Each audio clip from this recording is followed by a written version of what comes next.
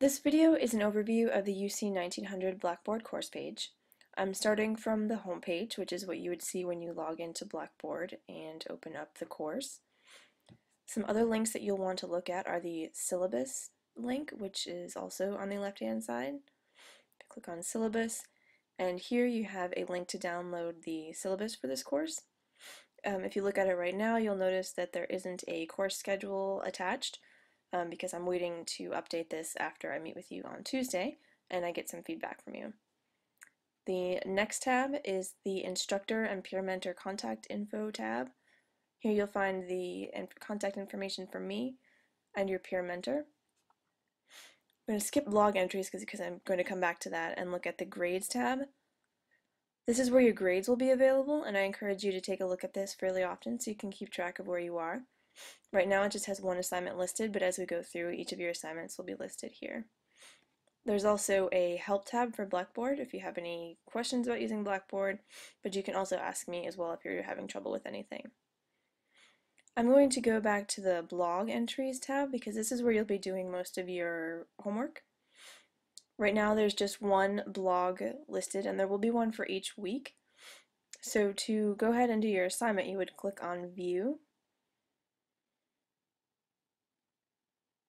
and then you'll see that there are no entries listed until you actually go in and add one.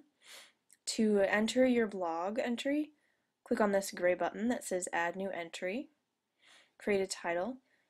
You can just leave the date, but you might want to give it something more descriptive. So I'm going to do campus tour photos because this is what you're doing for this assignment. Click continue.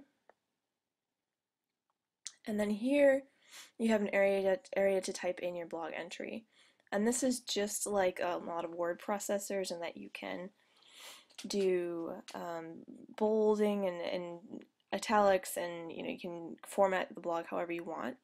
Some things you'll want to know how to do though are to create a link. So if you have some text that you want to make a link, if you highlight it and click on this little chain icon, you'll get a pop-up where you can create a link. I'm going to go ahead and close that. Another thing you'll be doing, especially with this first assignment, is to include a photo. And this little icon here that has a tree and a square that's supposed to be a photo, click on that to insert or edit an image. And you should get a pop-up box, and you can do this by URL, or you can click on the box at the end to upload a file from your computer. And this is just like attaching an email attachment or uploading a file to Facebook or something like that. And where you get that from, of course, will vary depending on your own computer settings. Close these.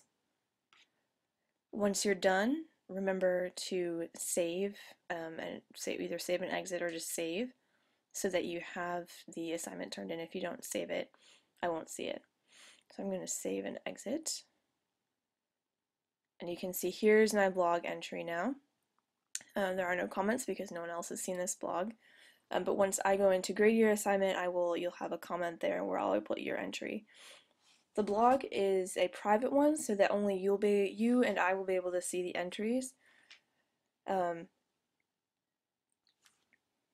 the way that I'm planning to do this is to have a new blog for each assignment. So for week 3, you would go back to the blog entries tab, and instead of entering your assignment in week 2, you would use week 3.